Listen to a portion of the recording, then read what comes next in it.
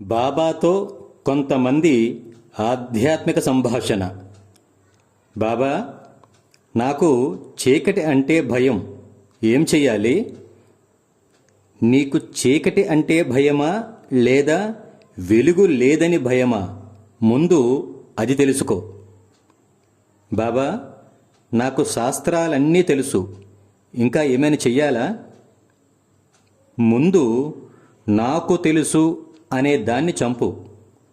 పరమాత్మ తత్వాన్ని తెలుసుకోకపోతే నువ్వు చదివిన శాస్త్రాలన్నీ వృధానే. పరమాత్మ తత్వం తెలుసుకుంటే ఇక చాలా. పరమాత్మ తత్వం తెలుసుకుంటే ఇక శాస్త్రాలతో పనేముంది? బాబా, మహాత్ములు మాలాంటి వాళ్లను ఎప్పుడూ కాపాడుతూ ఉంటారని అంటుంటారే, అందులో ఎంత నిజముంది? సూర్యుడు వలన వచ్చే వేడి నుంచి చంద్రుడు భూమిని కాపాడుతూ ఉంటాడు. ఇందులో ఎంత నిజముందో నువ్వు అడిగిన దాంట్లో కూడా అంతే నిజముంది.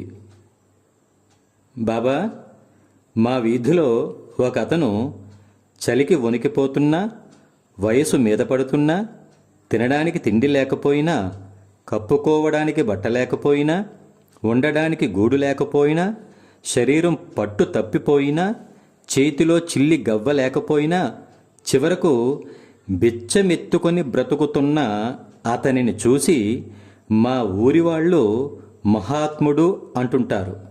ఎందుకని బాబా? అతని గురించి అన్నీ చెప్పావు గాని అతనికి ఆశామోహాలు లేవని, ధర్మపరుడని చెప్పలేదేమి? అదే బాబా, మర్చిపోయాను. మర్చిపోలేదు, వాటికి మసిపూసే ప్రయత్నం చేశావు. సరే గాని బాబా, మరి నాకెందుకు ఆయన ధర్మపరుడుగా కనిపించడు? ఇందాక నేను చెప్పిన మసి పూసుకుంటున్నది నీకే.